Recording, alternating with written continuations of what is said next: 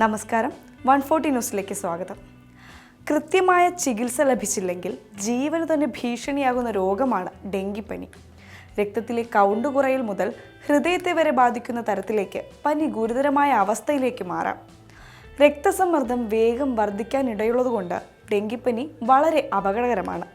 തീവ്രമായ പനി, കടുത്ത തലവേദന, കണ്ണുകൾക്ക് പിന്നിൽ വേദന, പേശികളിലും സന്ധികളിലും വേദന, നെഞ്ചിലും മുഖത്തും ചുവന്ന തടിപ്പുകൾ, ഓക്കാനം, ഛർദി എന്നിവയാണ് ഡെങ്കിപ്പനിയുടെ ലക്ഷണങ്ങൾ. ലോകത്തിലെ ഡെങ്കിപ്പനി ബാധയുടെ ഏകദേശം 1/3 ഭാഗം ഇന്ത്യയിലാണെന്നാണ് കണക്കുകൾ. ഇപ്പോഴിതാ ഇന്ത്യയിൽ ആദ്യമായി ഡെങ്കിപ്പനി വാക്സിന് drug control general of India അനുമതി നൽകിയിരിക്കുകയാണ്. ക്യൂഡെൻഗ എന്ന ഈ വാക്സിൻ 4 മുതൽ 60 വയസ്സ് വരെയുള്ള കുട്ടികൾക്കും മുതിർന്നവർക്കും ഉപയോഗിക്കാനുള്ള അനുമതിയാണ് നൽകിയത്. 2027 ആദ്യ പകുതിയിൽ തന്നെ ക്യൂഡെൻഗ വാക്സിൻ ഇന്ത്യയിൽ ലഭ്യമാകുമെന്നാണ് കമ്പനി പറയുന്നത്. വിപണന അനുമതി ലഭിച്ച ശേഷം തുടക്കത്തിൽ സ്വകാര്യ ആശുപത്രികളിലൂടെയാണ് വാക്സിൻ നൽകുക. ഡെങ്കിപ്പനിക്കു കാരണമാകുന്ന 4 വൈറസ് വകഭേദങ്ങളെയും പ്രതിരോധിക്കാനുള്ള ശേഷി ക്യൂഡെൻഗ വാക്സിനുണ്ട്. ക്യൂഡെൻഗ എന്ന ഈ വാക്സിൻ ജപ്പാനിലെ തക്കെഡെ എന്ന മരുന്ന് കമ്പനിയാണ് വികസിപ്പിച്ചത്. 3 മാസത്തെ ഇടവേളയിൽ 0.5 മില്ലി വീതമുള്ള 2 ഡോസാണ് രോഗി ഉപയോഗിക്കേണ്ടി വരിക.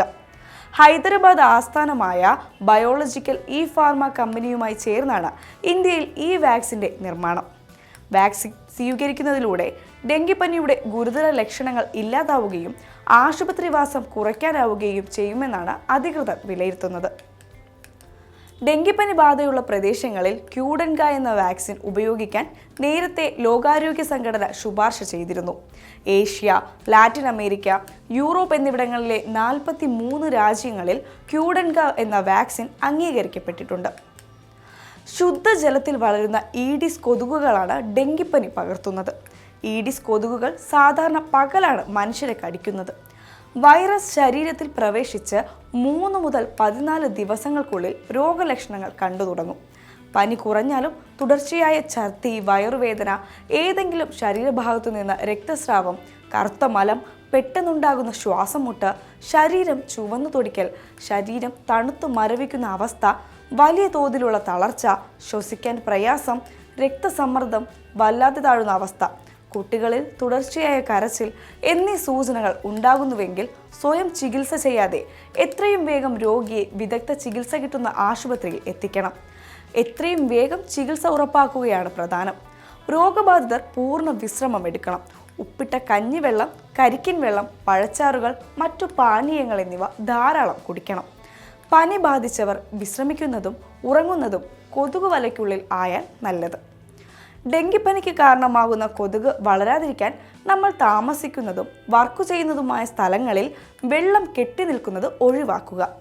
ഉപയോഗശൂന്യമായ ചിരട്ട, വലിച്ചെറിഞ്ഞ പ്ലാസ്റ്റിക് പാത്രങ്ങൾ, ദ്രവിക്കാത്ത മാലിന്യം, ഉപയോഗമില്ലാത്ത ടയറുകൾ, ബക്കറ്റുകൾ തുടങ്ങിയവയിൽ വെള്ളം കെട്ടി നിൽക്കാതെ നോക്കുക. ഇവ ആവശ്യമില്ലാത്തതാണെങ്കിൽ ഒഴിവാക്കുന്നതാവും ഏറ്റവും നല്ലത്. ജലസംഭരണികൾ കൊതുക് കടക്കാത്ത രീതിയിൽ വലയോ തുണിയോ ഉപയോഗിച്ച് പൂർണ്ണമായി മൂടിവെക്കുക. കൊതുക് കടി ഏൽക്കാതിരിക്കാൻ കൊതുകിനെ അകറ്റുന്ന ലേപനങ്ങളോ ഉപയോഗിക്കുകയോ ശരീരം മൂടുന്ന വിധത്തിൽ വസ്ത്രങ്ങൾ ധരിക്കുകയോ ആവാം. ആഴ്ചയിൽ ഒരിക്കലെങ്കിലും കൊതുകിൻ്റെ ഉറവിടം നശിപ്പിക്കുക.